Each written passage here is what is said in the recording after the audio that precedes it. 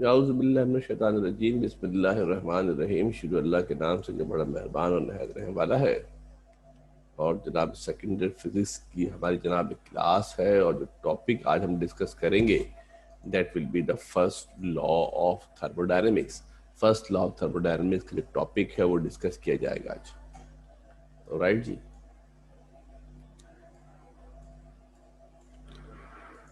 In the last class, अगर आपको last class थोड़ी सी याद हो तो जनाब हमने जो है वो लास्ट क्लास के अंदर हमने जनाब कुछ बेसिक डेफिनेशंस थी थर्मोडायनेमिक्स के हवाले से वो हमने डिस्कस कर ली थी।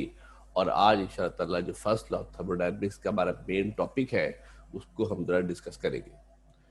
डायरेक्टली शुरू करते हैं फर्स्ट लॉ ऑफ थर्मोडायनेमिक्स से। थोड़ा सा जिन लोगों ने केमिस्ट्री पढ़ी थी फर्स्ट ईयर के अंदर, तो ये कानून आपका फर्स्ट ईयर केमिस्ट्री के अंदर भी मौजूद था इसी नाम से। और एक और नाम से ये कानून जो जाना जाता है वो law of conservation of energy भी है। इंट्रोडक्शन जरा देखते हैं मेरे बेटा, तो क्या देखते हैं जनाब कि जो लॉ हमारे पास है ये सिमिलर है। किसके सिमिलर है मेरे बेटा? This law is similar to the law of conservation of energy. जो लॉ हमारे पास है कौन सा बेटा? जो फर्स्ट लॉ ऑफ थर्मोडायनेमिक्स है, ये law of conservation of energy के सिमिलर है। छोटी क्लासों में आपने जनाब law of conservation of energy पढ़ा हुआ है। Law of conservation of energy आपने छोटी क्लासों के अंदर पढ़ा हुआ है। और law of conservation of energy क्या कहता है? Law of conservation of energy आपसे कहता है कि energy can neither be created nor destroyed, however it can change from one form to another. ये कहता है ना भाई कि एनर्जी को ना तो क्रिएट कर सकते हैं, एनर्जी को ना तो डिस्ट्रॉय कर सकते हैं, अलबत्ता एनर्जी को एक फॉर्म से दूसरी फॉर्म में कन्वर्ट किया जा सकता है। एनर्जी को एक फॉर्म से दूसरी फॉर्म में कन्वर्ट कर सकते हैं, ऐसा कहना है किसका? First law of conservation of energy का। ये फर्स्ट लॉ नहीं है, ये law of conservation of energy बता रहा हूँ कि energy can neither be created not destroyed, however it can change from one form to another. और दूसरे अल्फाज में ऐसे भी कहते हैं कि जब एनर्जी को एक फॉर्म से दूसरी फॉर्म में कन्वर्ट किया जाता है तो टोटल एनर्जी कांस्टेंट रहती है।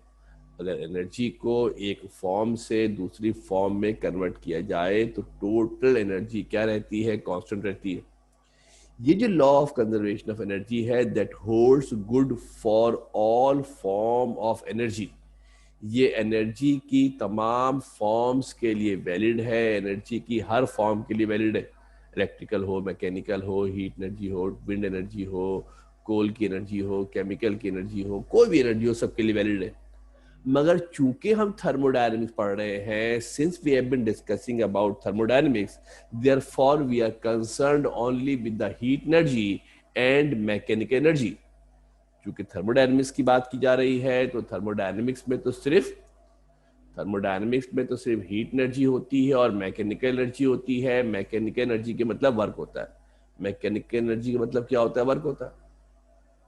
लिहाजा अगर इस लॉ को थोड़ा सा समराइज करें, थोड़ा सा छोटा करें और इसको जनाब हम कम करके कहाँ ले जाएं?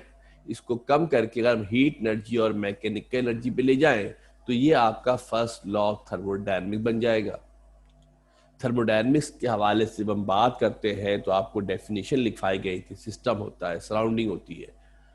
सिस्टम होता है, जिस चीज़ के बारे में स्टडी कर रहे हैं उसको सिस्टम कहते हैं। सिस्टम के बाहर जितनी चीज़ें होती हैं उसको सराउंडिंग कहा जाता है। सिस्टम के बाहर जितनी चीज़ें होती है सराउंडिंग कहते हैं। अगर एक जगह से एनर्जी लॉस हो, सिस्टम से लॉस होगी तो सराउंडिंग गेन करेगा, सराउंडिंग से लॉस करेंगे तो सिस्टम गेन करेगा। जब आप जनाब क्या करते हैं कि एक पतीली के अंदर पानी को चूल्हे पे रखते हैं तो चूल्हे में से हीट निकलती है, पतीली के अंदर आ जाती है। और अगर पतीली को जनाब गरम गरम पानी को बाहर हवा में रख दे तो पतीली में से हीट निकलेगी, सराउंडिंग को चली जाएगी। पतीली में से हीट निकलेगी, सराउंडिंग को चली जाएगी। तो हम ये कह सकते हैं कि अगर हीट एनर्जी को the total energy of system and surrounding always remains constant. System heat loss करेगा, सराउंडिंग गेन करेगी, सराउंडिंग हीट लॉस करेगा, सिस्टम गेन करेगी। सिस्टम और सराउंडिंग का अगर टोटल किया जाएगा तो सेम रहेगा।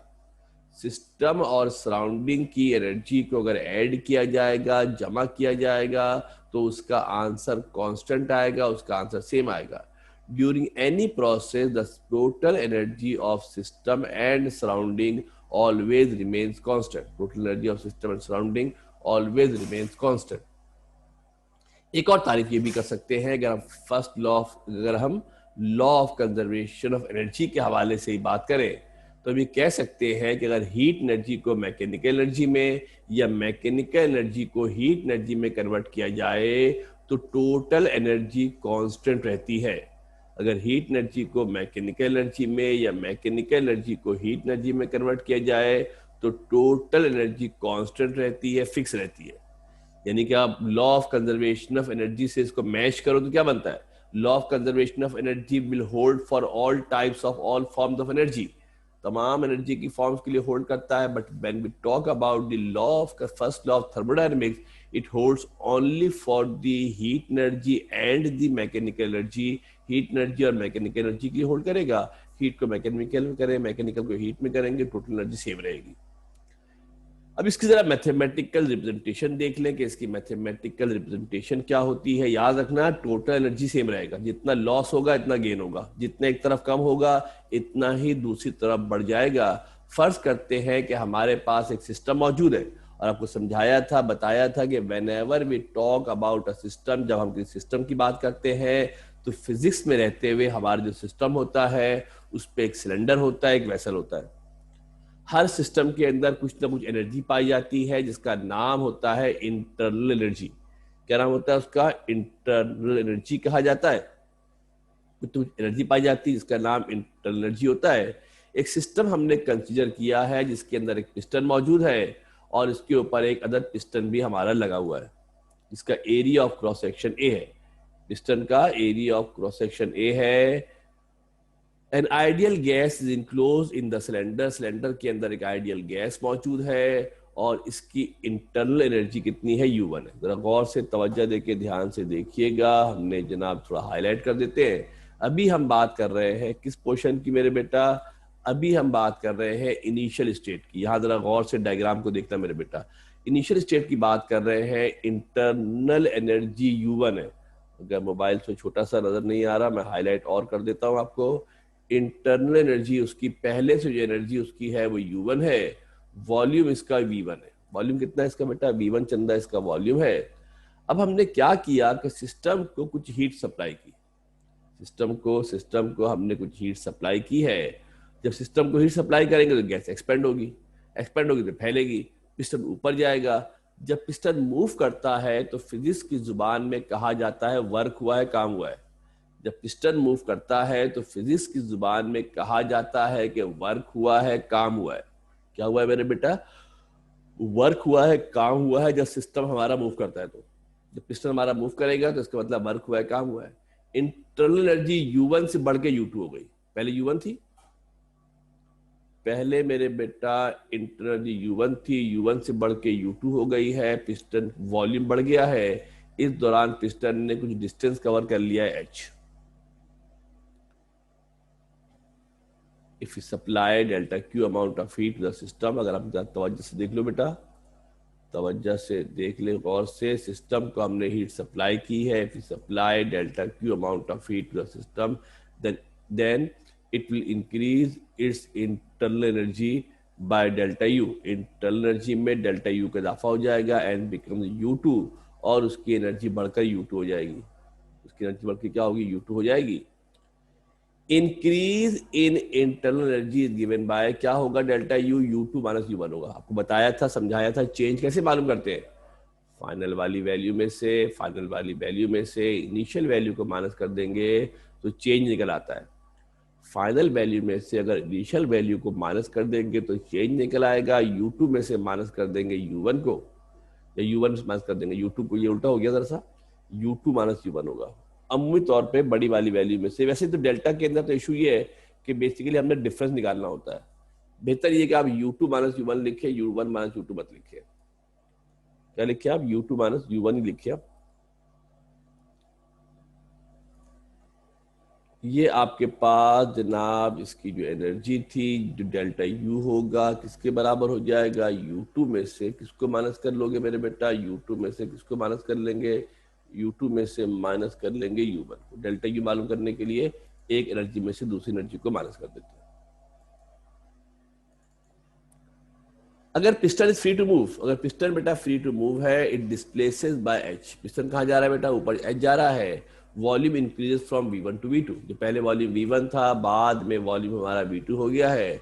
And some useful work is perform by the system, और कुछ यूजफुल वर्क सिस्टम परफॉर्म करेगा। वर्क को कहते हैं डेल्टा डब्ल्यू। क्या करेगा बेटा? वर्क परफॉर्म करेगा। तवज्जो से, गौर से, ध्यान से देखना। जो हीट हमने दी है, यहाँ जरा डायग्राम को अगर आप गौर से देख ले, एक दो चीजें मैं इसके अंदर ऐड भी कर देता हूँ अगर आप समझ जाओ। हमने क्या किया? सिस्टम को हीट सप्लाई की। कितनी हीट सप्लाई की बेटा हमने? क्यू हीट हमने सिस्टम को सप्लाई कर दी है। जब सिस्टम को क्यू हीट मिली, डेल्टा क्यू होगी इनफैक्ट ना, डेल्टा क्यू लिखने का ऑप्शन नहीं है, मैं डी लिख देता हूँ, ठीक है। डेल्टा क्यू हीट हमने सिस्टम को सप्लाई कर दी है। जब सिस्टम को डेल्टा क्यू हीट मिली तो क्या हो गया मेरे बेटा? जब सिस्टम को डेल्टा क्यू हीट हमने प्रोवाइड की है तो सिस्टम की इंटरनल एनर्जी U1 से बढ़ के U2 हो गई है, वॉल्यूम भी बढ़ गया है। वॉल्यूम बढ़ने के मतलब है सिस्टम ने वर्क किया है, सिस्टम ने काम किया है। तो जब देखिए आगे देखते हैं, according to first law of thermodynamics, first law क्या कहता है? जितनी एनर्जी एक जगह कम होगी इतनी ही दूसरी जगह बढ़ जाएगी। जितना लॉस होता है इतना ही गेन होता है। जितना फर्क पड़ता है एक जगह कमी का, इतना ही इजाफा दूसरी जगह हो जाता है। हमने हीट दी है, कितनी हीट दी है हमने? हमने हीट दी है डेल्टा क्यू। और इस हीट ने क्या किया? इस हीट ने क्या किया? इस हीट ने एक काम ये किया कि इंटरनल एनर्जी में डेल्टा यू का इजाफा कर दिया, और दूसरा काम इसने क्या किया? वर्क कर दिया। इंटरनल एनर्जी में इजाफा कर दिया। ये हमने डेल्टा क्यू हमने हीट दी थी। एक काम क्या कर रही है? वो डेल्टा यू कर रही है, इंटरनल एनर्जी में इजाफा कर रही है, साथ में वर्क कर रही है। Delta Q is equal to delta U पर डेल्टा डब्ल्यू, या अगर हम थोड़ा आगे पीछे कर ले तो delta Q minus delta W is equal to delta U. जरा इक्वेशन को गौर से देखिएगा, इस इक्वेशन को मेरे बच्चा गौर से देखिएगा। हमने क्या किया है? तो डेल्टा यू प्लस का था, वहां जाकर माइनस का हो गया। सिर्फ डेफिनेशन बनाने के लिए किया है ऐसा। इसके जरिए हम एक और डेफिनेशन कर सकते हैं कि the difference of the heat absorb by the system and the increase in internal energy is equal to the work done by the system. जो work done by the system के बराबर होगा, work done by the system के जनाब बराबर होगा। अब एक और बड़ी इंपॉर्टेंट बात होती है कि बाज दफा जो डेल्टा क्यू है, डेल्टा यू है, डेल्टा डब्ल्यू, तीन चीजें, डेल्टा क्यू है, डेल्टा यू है, डेल्टा डब्ल्यू है, इनकी साइन बड़ी इंपॉर्टेंट होती है कि कब इसको प्लस पे लेंगे, कब इसको माइनस पे लेंगे। वैसे तो यहाँ पर फर्स्ट लॉ खत्म हो गया। जो फर्स्ट लॉ ऑफ थर्मोडायनेमिक्स था मेरे बच्चा, फर्स्ट लॉ ऑफ थर्मोडायनेमिक्स तो यहाँ पे हो गया एंड, अल्लाह अल्लाह खैर सल्ला, इसका मामला यहाँ पे हो गया खत्म। जो फर्स्ट लॉ ऑफ थर्मोडायनेमिक्स हमारे पास था, फर्स्ट लॉ ऑफ थर्मोडायनेमिक्स, तो हमारा यहाँ पे हो गया है and, first law of thermodynamics का यहाँ पे हो गया इख्तिताम। ठीक है जनाब, मगर हमें एक दो चीजें और यहाँ जरूरी समझनी चाहिए, एक दो चीजें और हमारे इंफॉर्मेशन में होनी चाहिए। क्या? कि साइन की क्या इंपॉर्टेंस होती है। डेल्टा क्यू कब प्लस पे होगा, डेल्टा क्यू कब माइनस में होगा, ये बड़ा इंपॉर्टेंट होता है। डेल्टा क्यू को पॉजिटिव दिया जाता है अगर सिस्टम हीट को एब्जॉर्ब करे। यानी आपने पतीली को, अपने बर्तन को चूल्हे पे रख के चूल्हा जलाया है, तो जो हीट उसको मिल रही है, सिस्टम हीट गेन कर रहा है, तो वहां पर डेल्टा क्यू की वैल्यू प्लस में होगी, वहां पर डेल्टा क्यू की वैल्यू प्लस में होगी। इसके बरक्स अगर हम क्या करें कि उस पतीली को उतार के बाहर रख दें, तो थोड़ा क्या होगा? पानी ठंडा होना शुरू होगा, हीट क्या करेगा? वो लॉस करेगा। अगर सिस्टम हीट सराउंडिंग को लॉस कर रहा है तो डेल्टा क्यू नेगेटिव में होगा। डेल्टा क्यू किस में होगा मेरे बेटा? नेगेटिव में होगा अगर वो हीट लॉस कर रहा है। डेल्टा डब्ल्यू, डेल्टा डब्ल्यू की अगर हम बात करते हैं तो अगर सिस्टम ने हीट एब्जॉर्ब, अगर वर्क पॉजिटिव होगा, अगर सिस्टम काम करे, सिस्टम काम करता है, पिस्टन ऊपर जाता है, सिस्टम काम करता है तो पिस्टन हमारे पास ऊपर जाता है, वॉल्यूम बढ़ जाता है। वॉल्यूम क्या होता है? बढ़ जाता है, डेल्टा वी पॉजिटिव में होगा। अगर सिस्टम वर्क कर रहा है, वॉल्यूम बढ़ रहा है, तो डेल्टा डब्ल्यू प्लस पे लेंगे। और डेल्टा डब्ल्यू को नेगेटिव लिया जाता है अगर work done on the system है, अगर सिस्टम पर काम किया जा रहा है। अगर सिस्टम पर काम किया जा रहा है तो वर्क डन क्या होगा? नेगेटिव होगा, माइनस में लेंगे। और ऐसी सूरत में वॉल्यूम कम हो जाता है, ऐसी सूरत में वॉल्यूम कम हो जाता है, डेल्टा यू पॉजिटिव होता है अगर इंटरनल एनर्जी बढ़ रही है। इंटरनल एनर्जी बढ़ रही है, इंटरनल एनर्जी बढ़ रही है तो डेल्टा यू प्लस में होगा। जब इंटरनल एनर्जी बढ़ती है मेरे बेटा तो टेम्परेचर भी बढ़ता है। क्या होता है? टेम्परेचर भी बढ़ जाता है। जब भी टेम्परेचर बढ़ेगा इसका मतलब है कि इंटरनल एनर्जी बढ़ गई है। हमने चूल्हे पे रखा, चूल्हा जलाया तो टेम्परेचर उसका बढ़ेगा, इसका मतलब है कि उसकी इंटरनल एनर्जी बढ़ रही है। उसी पतीली को उठा के बाहर रख देंगे, पानी ठंडा होना शुरू हो जाएगा, इसका मतलब डेल्टा यू की वैल्यू क्या होगी? नेगेटिव होगी, माइनस में होगी। छोटी छोटी चीजें हैं, ये आपके इल्म में रहेंगी, मामले में रहेंगी तो जरा आसान रहेगा मामला, ज्यादा प्रॉब्लम नहीं होगी। फर्स्ट लॉ ऑफ थर्मोडायनेमिक्स की एक और तारीफ भी होती है, ये तारीफ बताना चाह नहीं रहा था मैं, आगे सामने चलो बता ही देता हूँ। साइंसदानों का हमेशा से ये ख्वाब है, चाहते हैं कि एक ऐसी मशीन बनाई जाए जो एक दफा चला दे हमेशा चलती रहे, पेट्रोल फ्यूल डालना ना पड़े उसके अंदर, पेट्रोल फ्यूल उसके अंदर डालना ना पड़े। तो बेसिकली साइंस की डेफिनेशन के हवाले से ऐसा होना मुमकिन नहीं है। साइंस की definition, first law of thermodynamics की डेफिनेशन के हवाले से ऐसा होना मुमकिन नहीं है। बेसिकली जो इंजन होता है, इंजन वो होता है जो वर्क को एनर्जी में कन्वर्ट करता है। बेसिकली एनर्जी एक फॉर्म से दूसरी फॉर्म में कन्वर्ट होती है। जब वर्क हो रहा होता है तो कहीं से एनर्जी आएगी तो उसको वो वर्क में कन्वर्ट करेगी। ये खुद से वर्क क्रिएट नहीं कर सकते, खुद से वर्क को पैदा नहीं कर सकते हैं। ऐसी मशीन को, जो साइंसदानों की ख्याली मशीन है, इसका नाम होता है perpetual motion machine of first kind. तो साइंस के कानून से ऐसी मशीन बनाना मुमकिन नहीं है। साइंस की रूह से, साइंस के हिसाब से ऐसी मशीन नहीं बन सकती है। ऐसी मशीन बनाना मुमकिन नहीं है जो हमेशा हरकत करती रहे। Perpetual motion machine of first kind का उर्दू में नाम सुन लो, जरा समझ जाओगे। हमेशा हरकत करने वाली मशीन की पहली किस्म। परपेचुअल मोशन मशीन को उर्दू में कहते हैं हमेशा हरकत करने वाली मशीन की पहली किस्म। इसको जनाब अली जो कहा जाता है, क्या कहते हैं इसको? हमेशा हरकत करने वाली मशीन की पहली किस्म, इसको जनाब अली जो कहा जाता है। तो ऐसी मशीन, साइंस के रूप से ऐसी मशीन बनाना मुमकिन नहीं है, पॉसिबल नहीं है। कोई सवाल किसी ने यहाँ पे करना चाहे तो सवाल कर सकते हो। कोई सवाल करना चाहे यहाँ पर, कोई क्वेश्चन है बेटा? किसी के पास कोई सवाल है, क्वेश्चन है? नहीं, चलो अच्छी बात है, इसको देख लीजिए।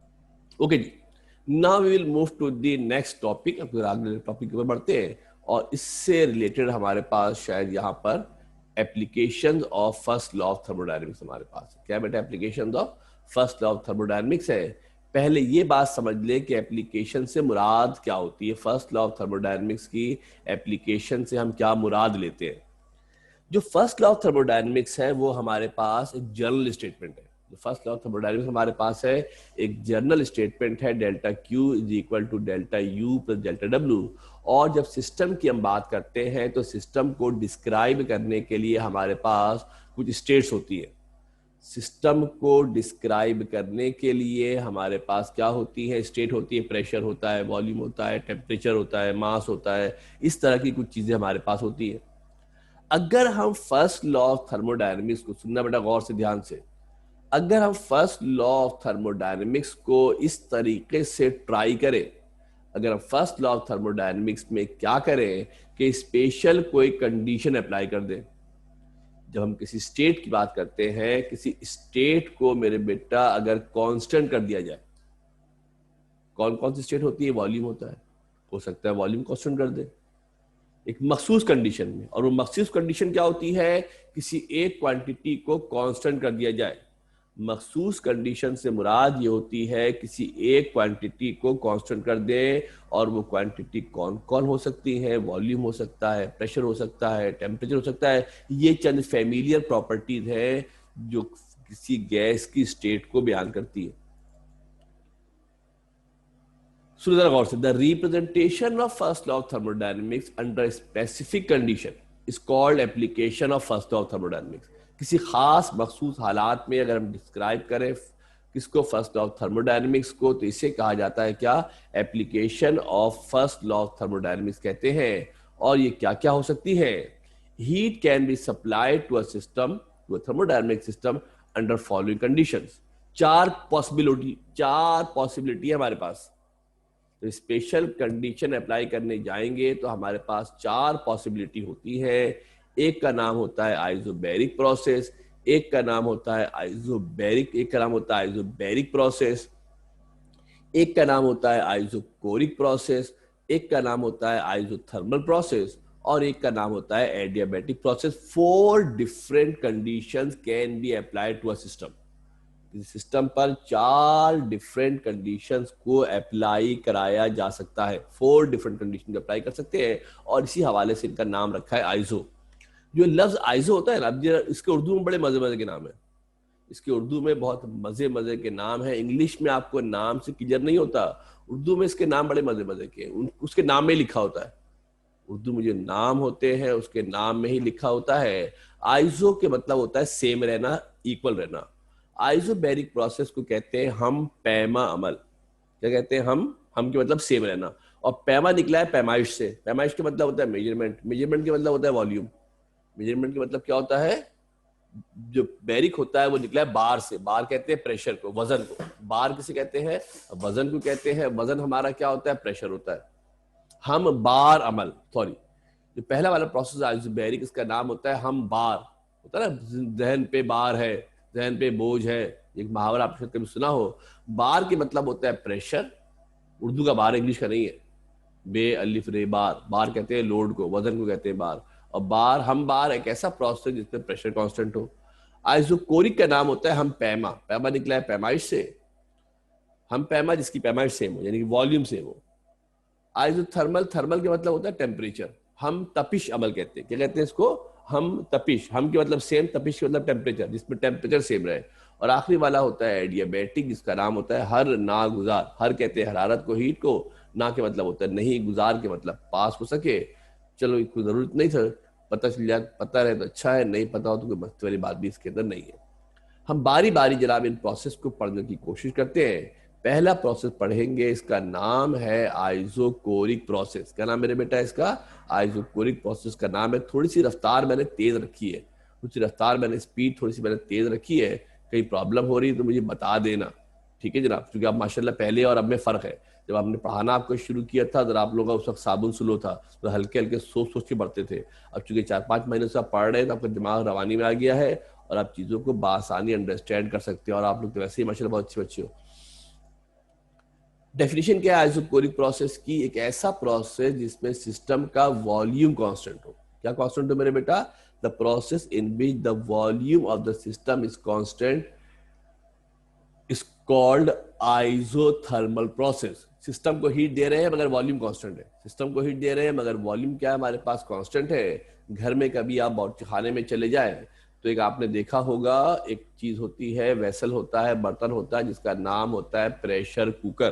क्या नाम होता है उसका? प्रेशर कुकर होता है। उसके अगर आप ढकने को और पतीली को देखें तो उस पर ग्रूव बने होते हैं, निशान बने होते हैं, और खांचा बैठा के उसको टाइट कर देते हैं। ऐसे ही करते हैं ना भाई, खांचा बैठा के उसको घुमा देते हैं तो वो टाइट हो जाता है।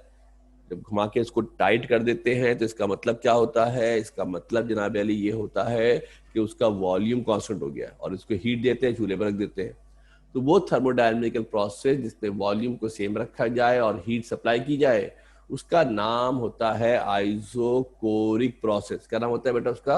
आइसोकोरिक प्रोसेस कहा जाता है, जिसमें सिस्टम को हीट सप्लाई करेंगे, और हीट सप्लाई करने के साथ साथ उसका वॉल्यूम भी क्या रहेगा? सेम रहेगा।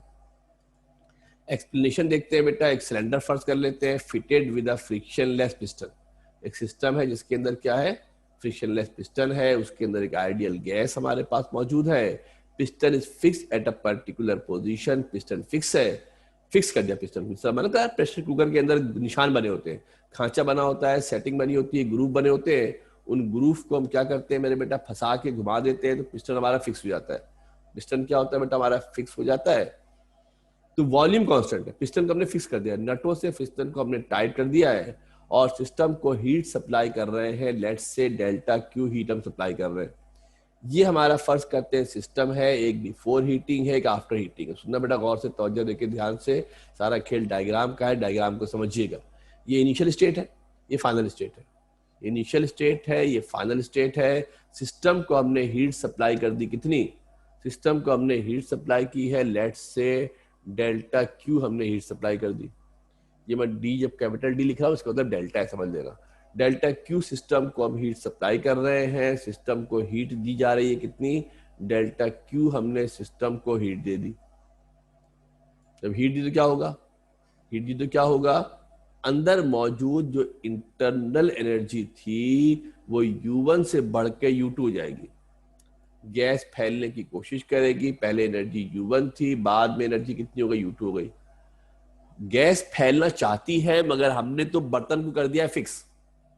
गैस फैलना चाहती है मगर हमने क्या किया है, बर्तन को फिक्स कर दिया है, बर्तन मूव नहीं कर सकता है। लिहाजा इसका मतलब है कि इसका वॉल्यूम कांस्टेंट है। क्या कांस्टेंट है मेरे बेटा, इसका जो वॉल्यूम है, इसका वॉल्यूम जनाब अली कांस्टेंट है। अगर आप तवज्जो देके गौर से और मेरे बेटा देख लो ध्यान से, तो दोनों जगह पे पिस्टन की पोजीशन सेम है। पिस्टन की पोजीशन सेम होने के मतलब है कि इसका वॉल्यूम फिक्स है। इसका वॉल्यूम क्या है, इसका वॉल्यूम सेम है, इसका वॉल्यूम तब्दील नहीं हो रहा है, इसका वॉल्यूम सेम है।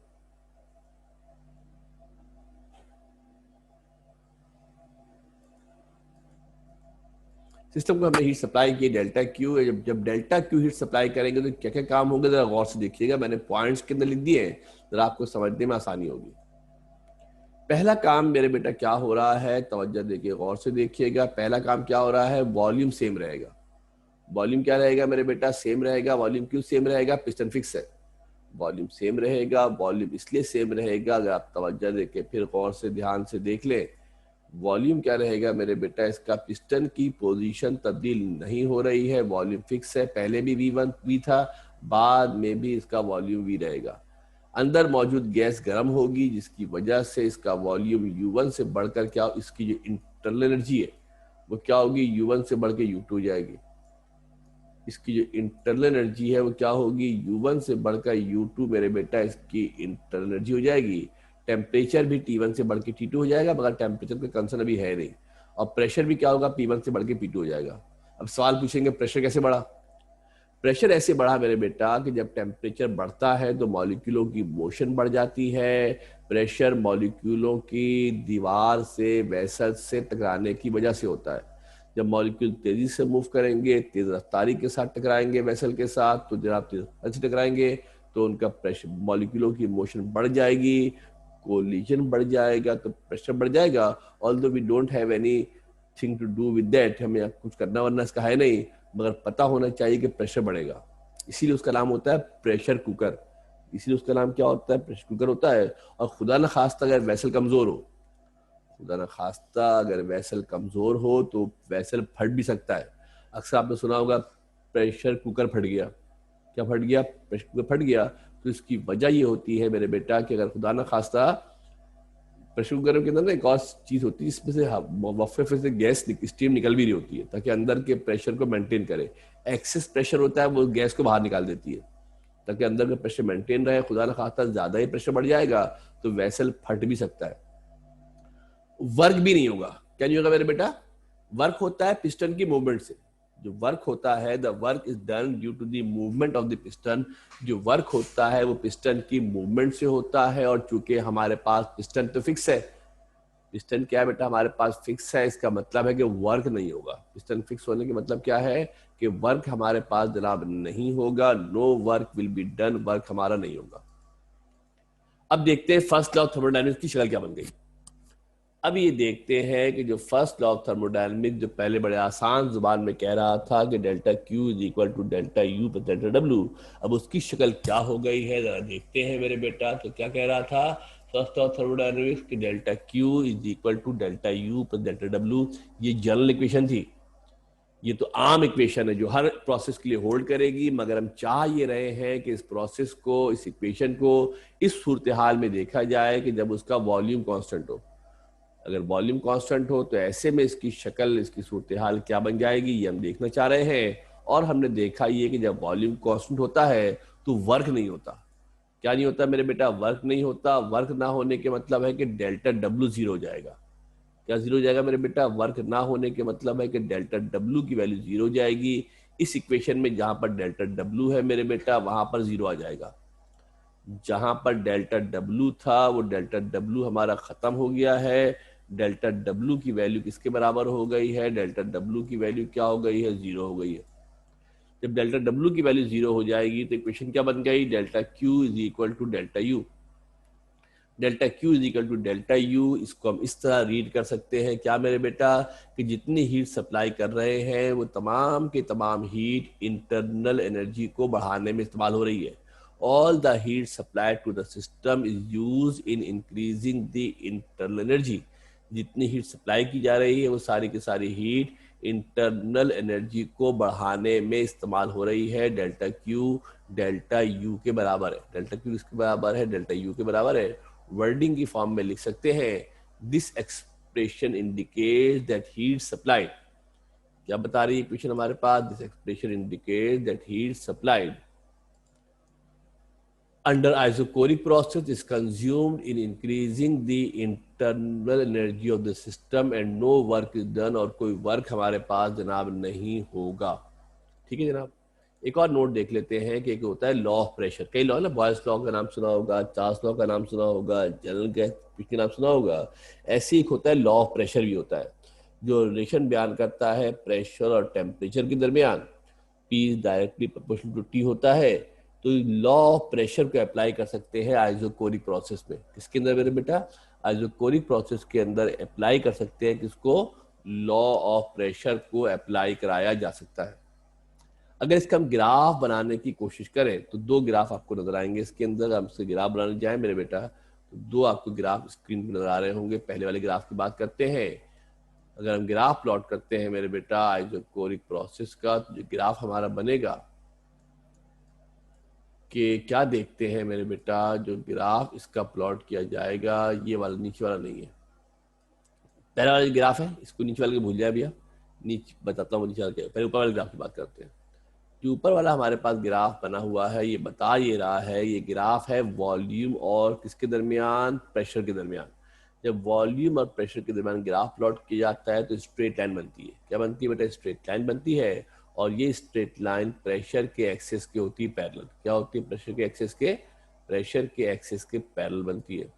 इसके बाद अगर ग्राफ प्लॉट कर दे वॉल्यूम और प्रेशर के दरमियान, सॉरी टेम्परेचर और वॉल्यूम के दरमियान ग्राफ प्लॉट किया जाएगा तो स्ट्रेट लाइन बनेगी। क्या बनेगी हमारे पास, स्ट्रेट लाइन हमारे पास जनाब बनेगी, जिसके अंदर वॉल्यूम क्या है हमारे पास, कांस्टेंट है। अमूमी तौर पे ग्राफ जब बनाया जाता है तो प्रेशर और वॉल्यूम का ही ग्राफ हम जो प्लॉट करते हैं। पहले वाला ग्राफ बना दिया अगर आए तो। दूसरी बात समझ लें कि जो फर्स्ट लॉ ऑफ थर्मोडायनेमिक्स का सवाल है, एग्जामिनेशन के हवाले से काफ़ी इंपॉर्टेंट है। जिससे आपको पता है कि रेडियस कोर्स के हवाले से काफ़ी चीज़ आगे पीछे की है, और जो प्रॉपरली बाकायदा आने वाले सवाल थे वो तो उन्होंने पता नहीं क्यों शॉर्ट कर दिए, बिल्कुल ही गायब हो गए। उस हवाले से कुछ सवाल ऐसे हैं जो बचे ही कम है। तो फर्स्ट ऑफ थर्मोडायनेमिक्स जिसे हमने पढ़ा, थर्मल एक्सपेंशन, मैंने बीच में दो टॉपिक स्किप किए, उसके बाद मैंने पढ़ाया है। तो फर्स्ट ऑफ थर्मोडायनेमिक्स किसी न किसी सूरत में एग्जाम में आएगा ज़रूर। चार इसके प्रोसेस है, कोई भी दो प्रोसेस होंगे जो एग्जाम के अंदर पूछे जा सकते हैं। कोई भी दो प्रोसेस है, एक पूछेंगे तो शॉर्ट में पूछेंगे, दो पूछेंगे तो लॉन्ग में पूछेंगे। चांस यही है कि लॉन्ग के अंदर शायद पूछ ले, कुछ भी दो प्रोसेस के नाम देके उसको लॉन्ग के अंदर पूछ सकते हैं। एक सिंगल प्रोसेस पूछेंगे तो शॉर्ट के अंदर पूछेंगे। ये हमारे पास जनाब ग्राफ से जरा देख लेते हैं। और इसके बाद हमारा जो दूसरा प्रोसेस है उसका नाम है आइसोबैरिक प्रोसेस। क्या है मेरे बेटा, आइसोबैरिक प्रोसेस है। बैरिक निकला है बार से, बार के मतलब होता है लोड, लोड के मतलब होता है प्रेशर। एक ऐसा प्रेशर होता है, एक ऐसा सिस्टम जिसमें वॉल्यूम कांस्टेंट हो, प्रेशर कांस्टेंट हो। एक ऐसा सिस्टम, एक ऐसा प्रोसेस, एक ऐसा अमल जिसके अंदर प्रेशर कांस्टेंट हो, उसको आइसोबैरिक प्रोसेस कहा जाता है। एक सिस्टम फर्ज करते हैं बिल्कुल वैसे ही है जिसका पीछे था, मगर इस मरतबा पिस्टन आपका मूवेबल है। पिस्टन क्या है मेरे बेटा, मूवेबल है। ऊपर जो हमने लोड रखा है वो लोड हमारा कांस्टेंट है, लोड हमारा फिक्स है। ऊपर हमने कुछ लोड रखा है, इसके क्या क्या बेटा, ऊपर हमने कुछ लोड रखा है। फर्ज करें ये हमने लोड रखा है, ये लोड रिप्रेजेंट कर रहा है प्रेशर को। तो जो लोड पहले था वही लोड बाद में है, लोड तब्दील नहीं हो रहा। जो लोड पहले था वही लोड हमारे पास क्या है मेरे बेटा, बाद में है। लोड हमारा तब्दील नहीं हो रहा है, यानी प्रेशर हमारा तब्दील नहीं हो रहा है। जो प्रेशर हमारा है वो सेम है, जितना पहले था इतना ही बाद में। जितना प्रेशर हमारे पास पहले था इतना ही प्रेशर हमारे पास क्या है, बाद में है। दोनों जगह प्रेशर बराबर है। इसका नाम होता है isobaric process. Consider a system fitted with a frictionless piston. The piston is free to move in the cylinder. The ideal gas is enclosed in the cylinder. Let the initial volume system is V1 and the internal energy is U1. फिर हम इसको heat supply कर रहे हैं, इसका नाम रखते हैं क्यूपी। क्यूपी का मतलब होता है कि प्रेशर कांस्टेंट है। तो जनाब क्या होगा, इंटरनल एनर्जी U1 से बढ़ के U2 हो जाएगी। पहले U1 थी, बाद में U2 हो जाएगी। इंटरनल एनर्जी बढ़ेगी, गैस गर्म होगी, उसके टेम्परेचर में इजाफा होगा, और साथ में वॉल्यूम बढ़कर V1 से V2 हो जाएगा। वॉल्यूम भी क्या होगा आपका, वॉल्यूम V1 से बढ़ के, क्योंकि पिस्टन फ्री टू मूव है ना, फ्री टू मूव करने के मतलब है कि वॉल्यूम हमारा, पिस्टन हमारा मूव करेगा, पिस्टन मूव करेगा, वॉल्यूम V1 से बढ़कर मेरे बेटा V2 हमारे पास हो जाएगा। टेम्परेचर भी T1 से बढ़ के T2 होता है। पिस्टन फ्री टू मूव था, आसानी मूव कर सकता है। और जब पिस्टन मूव करेगा इसका मतलब वर्क हुआ है। पिस्टन मूव करेगा तो इसके मतलब हमारे पास क्या हुआ है, वर्क हमारे पास हुआ है। फर्स्ट लॉ कह रहा है delta Q is equal to delta U plus delta W. जब प्रेशर कांस्टेंट होता है तो वर्क पी डेल्टा वी होता है। ये हमने ड्राइव कराया था कल की क्लास में। जो डेल्टा डब्ल्यू होता है, अगर प्रेशर कांस्टेंट हो तो delta W P delta we के बराबर होता है। किसके बराबर होता है, पी डेल्टा वी के जरा बराबर हमारे पास हो जाता है। और अगर हम डेल्टा डब्ल्यू की जगह पर पी डेल्टा वी पुट कर देंगे तो delta Q P is equal to, एक और इक्वेशन लिख दी मैंने, ऐसा जरूरत तो नहीं थी, फिर भी तो लिखी दी है। जो असल इंपॉर्टेंट इक्वेशन क्या है मेरे बेटा, कि ये वाहिद इक्वेशन है जिसके अंदर तीनों चीजें, और डेल्टा क्यू पी किसके बराबर होगा, delta U plus P delta we के बराबर होगा। बहुत छोटा सा टाइम रह गया है, शॉर्ट जल्दी जल्दी करने की कोशिश करते हैं। कंक्लूजन क्या है कि जो हीट सप्लाई की जा रही है, वर्क भी हो रहा है। इन कैमरे बंद कर ले, किसी का कैमरा ऑन है तो, किसी का कैमरा अगर ऑन है तो they are kindly requested to turn off your cameras. किसी कैमरा ऑन है मेरे बेटा?